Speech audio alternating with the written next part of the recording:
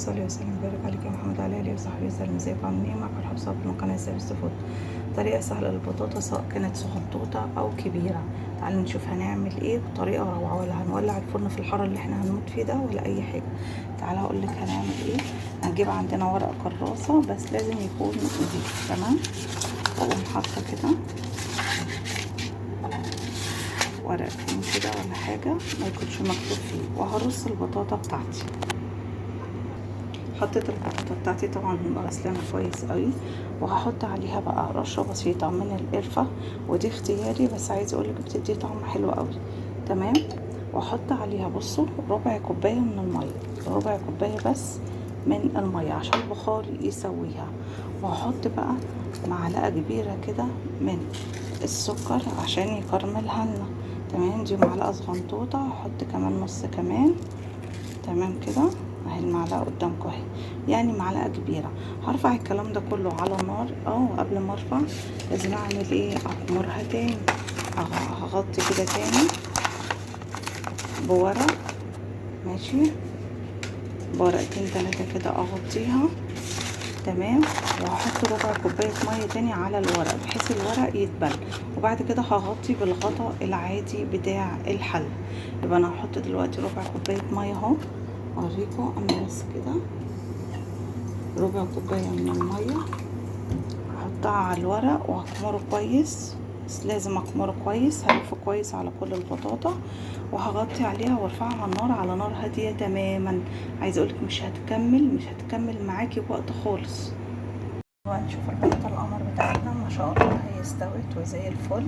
تقدري تختبريها بقى بشوكه او بحاجه، تمام. بصوا دايبه خالص ما شاء الله ولونها قمر. وبعد كده بقى اخر دقيقه خالص اقوم معليه النار عليها، تمام، عشان تتلسوع كده من تحت، يا اما تدخليها تحت الشوايه. تعالوا بس نغرفها كده مع بعض.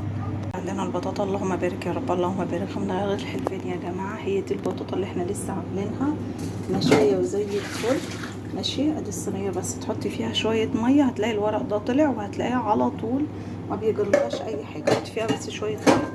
بصوا يا جماعه الدقيقه اللي انا قلت لكم عليها بس ما تكتريش، هي دقيقه واحده تعلي النار عليها بعد ما استوت تماما، وشوفي بقى الجمال بعينك. بصوا الجمال، مشويه دي ولا مش مشويه؟ بصوا اللون، بجد انا منبهره بيها، بجد روعه روعه ما شاء الله، مستويه ودايبه وكل حاجه حلوه. بصوا الجمال، انا عماله افتح لكم فيها اهو، بجد بجد قمر وتحفه. وعلى البوتاجاز، ويعني ممكن بقى تحط لها رشه سكر تانية دلوقتي وقت التقديم. ممكن تحطي في ناس بتحط بولة ايس كريم براحتك خالص، في ناس بتحط عسل ابيض، تمام، رشه بسيطه. وفي ناس زي كده بيحطوا رشه من الدقه عليها من فوق، تمام.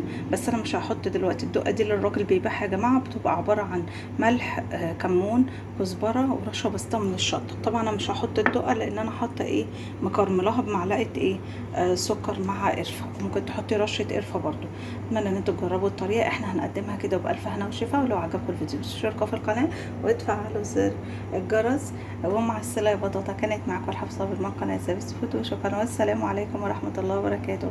مع السلامه يا بطاطا. صلي وسلم وبارك عليك يا محمد وعلى اله وصحبه وسلم. ازيكم عاملين ايه؟ معاكم الحب صابر من قناه سيرفيس فود. عايزه تعملي احلى كابتشينو في الدنيا، هي كوبايه من نسكافيه الساده دول ب20 جنيه يا جماعه، تمام. يملوا كوبايه، توزنيهم يملوا كوبايه من نص كوبايه، المقادير كلها واحده. لو ده ملا نص كوبايه يبقى نص كوبايه ميه ونص كوبايه سكر، انما ده هيملي كوبايه معايا لان انا مش اول مره استخدمه. اي نسكافيه ساده ده اللي هو يعني مصري، تمام. بتجيبيه من عند المطحن بتاع البن، تقوله عايزه بس ايه مش مقاطعه، تمام. يعني عايزه حاجه ما تبقاش مقاطعه. ربنا يا رب ينصر اهل فلسطين يا رب. وعندي كوبايه من الميه، ميه عاديه من الحنفيه، وكوبايه من السكر، لازم الثلاثه يبقوا قد بعض. كل اللي انا هعمله هنزلهم هنا، واقوم جايبه بقى بالهاند بلندر، واقوم مدياله ضربه كده. طب ما عنديش هاند بلندر يبقى بالمضرب الكهربي. ما عنديش مضرب كهربي، مضرب اليدوي بس هياخد وقت منك. حطيت المكونات على بعض اهو، السكر على الميه على النسكافيه، وتعالوا بقى نضربه ضرب مبرح بالايه، بالهاند بلندر، او قلت لكم بالمضرب الكهربائي. بحط وبفصل، بشغل وبفصل. بصوا يا جماعه وصل لحد فين؟ لحد اخر القالب ما شاء الله، هيقع من القالب. تعالوا بقى نعبيه في العلبه بتاعته وعلى الفريزر على طول. على فكرة قوام بيبقى خفيف شوية، اول ما بيدخل التلاجة بيبقى قمر، وهوريكم انا كنت عاملة قبل كده معاكم. اهو القمر بتاعنا الله اكبر، ما خدش دقيقتين على بعض. حطيه بقى في علبة نضيفة. بصوا بيبقى سائل شوية كده، بس مجرد ما هيدخل الفريزر ده على طول على الفريزر تمام. وهنعمل منه كوباية دلوقتي بجد تحفة تحفة. نعمل كوباية بقى، بس انا هنزل كل ده، انا مش هسيب فتافيتها تمام. نعمل احلى كوباية كابتشينو.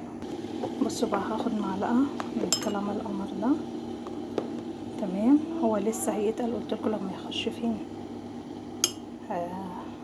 الفريزر تمام، بس عشان هو لسه سايح شوية فانا ايه هحط كده معلقة كبيرة، يعني اخدت نص في الاول وادي النص التاني. وهزوده بالمية المغلية. انت ممكن طبعا تحطي حليب على طول، بس انا يعني ايه توفير هحط نصها مية مغلية ونصها حليب. والحليب يا جماعة لازم يكون سخن، ويكون طبعا ايه مغلي تمام. بسم الله الرحمن الرحيم. ده كده من قبل ما نحط الحليب.